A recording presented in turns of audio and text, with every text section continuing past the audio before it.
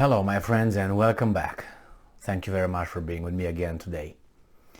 It seems like we see a global deconstruction. That's one of the favorite terms from coming from the liberals, and that is from a postmodernistic point of view. They like deconstructionism, and it's a deconstruction of the economic system, the global interdependent system. It's the globalism, it seems like, gets some shots due to Russia-Ukraine situation and now China.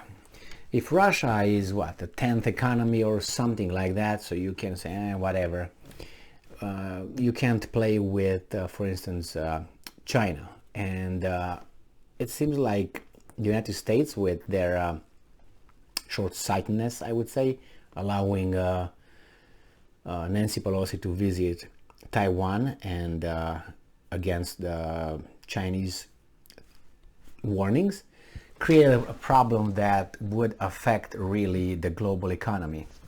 And I have a few articles here that I will make videos on. One of them is about Germany, who will be probably destroyed if it dares to get into an economic war with China, if China and the United States get engaged in one, Germany will be drawn into it. Japan also is affected, the third world's economy. It's also affected, I think it's the third one, and it's gonna be bad, and Mr. Klaus Schwab will not like that a bit.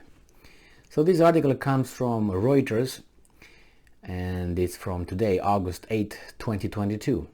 Trade war with China could cost Germany 6 times as much as Brexit. Germany would face costs almost 6 times as high as Brexit if it and the European Union were to shut China out of their economies, the IFO Institute said on Monday, citing the results of a study. The biggest losers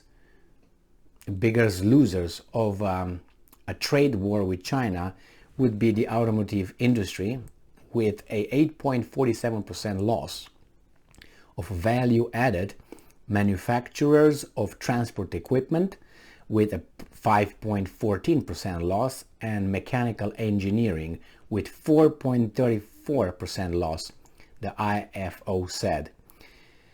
The authors of the study, commissioned by the VBW Industry Association, said companies should pivot towards other countries to reduce dependency on certain markets and authoritarian regimes. Like what?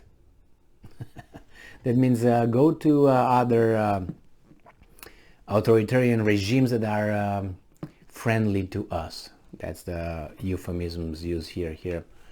And the goal of German and EU economic policy should be to establish strategic partnership and free trade agreements with like-minded nations such as the US. Well, the US doesn't produce much. So what are you talking about? China produces, that's where you lose. In manufacturing industry, that's basically where you lose.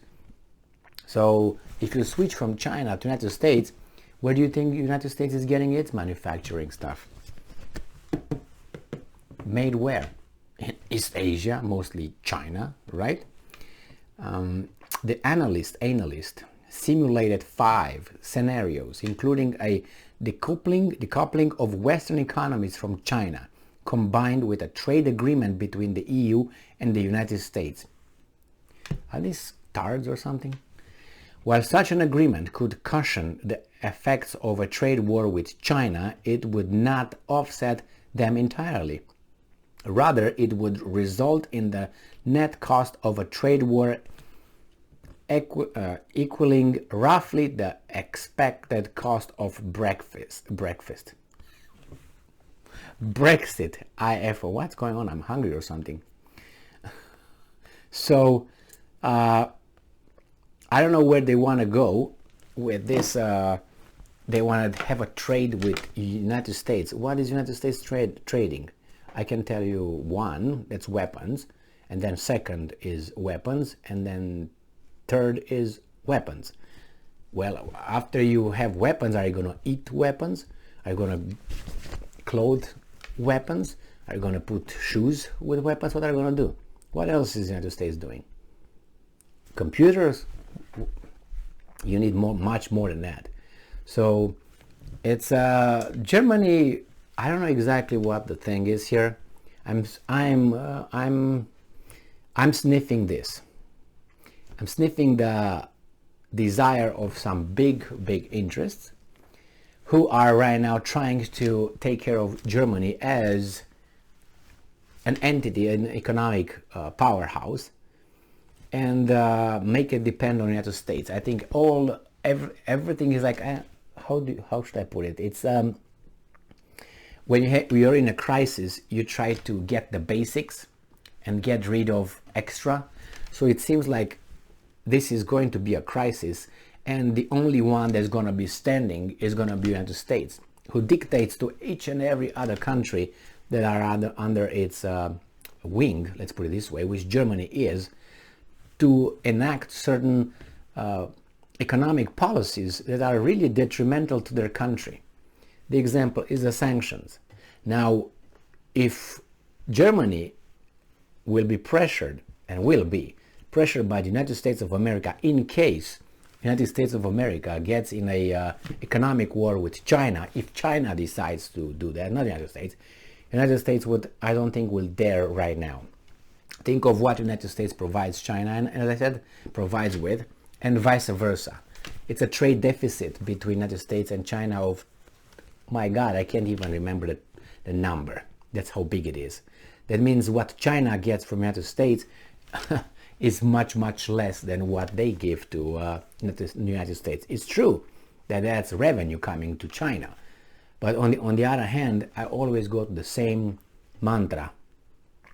A person who is used with scarcity takes much more scarcity easier than a person who is used with abundance. A person who is used with abundance, little bit, if you cut that abundance, a little thing, feels it like it's the end of the world. It's like you climbed higher somewhere, you fall from a higher altitude than a person who just jumped a little bit, climbed this way. So if it's about who's going to be hurt more as a population, or who's going to hurt, it's going to be the populations who have abundance, not the ones who are used with scarcity. So even if that it's a mutual destruction, economic destruction, let's say, between the biggest powerhouses, the ones who are going to be crying is going to be the ones who are used to have things, not the ones that are used to not have things. And Germany, it's dragged into this, and it's turned and pushed and make decisions that are contrary to its interest. Because the scare of Russians coming to Berlin again, now as Russians, not as a Soviets, that's I don't even know how to put it in percentages, that scenario. Zero. It's close to zero. And it's no evidence that the Russians will do that. No evidence, or minimal. And you do things that you hurt your own country based on these kinds of scenarios that are unrealistic. And the same with China. You have nothing to do with China. What did Germany do to China? Nothing. And vice versa. But if the United States get involved in something with China, what do you think the United States is going to do? Turn towards you, Germany, and make you enact certain economic policies that will hurt you more than probably is going to hurt the United States. And again, what do you have to do with China? Nothing. Well, it's very interesting to see what's going to happen soon with this. I thought that Chinese will do something when Pelosi came, landed or something. We're going to just come around with some blah. But it seems like the Chinese think of something much greater impact than only that. It seems like they were waiting for that. That's how it seems. I'm not trying to make the Chinese here the victims or the, but we'll find out. And things are serious because the Americans are concerned with the Chinese. They're not concerned with the Russians, but they're concerned with the Chinese. The Chinese stopped talking to them. Oh my God, please talk to me, please talk to me. And they don't want to talk to them anymore. It seems like Xi Jinping doesn't take Biden's calls like other ones. So I don't know who's isolating who here. Thank you very much for being with me again today. Stay strong, stay smart, look for the truth, and be just.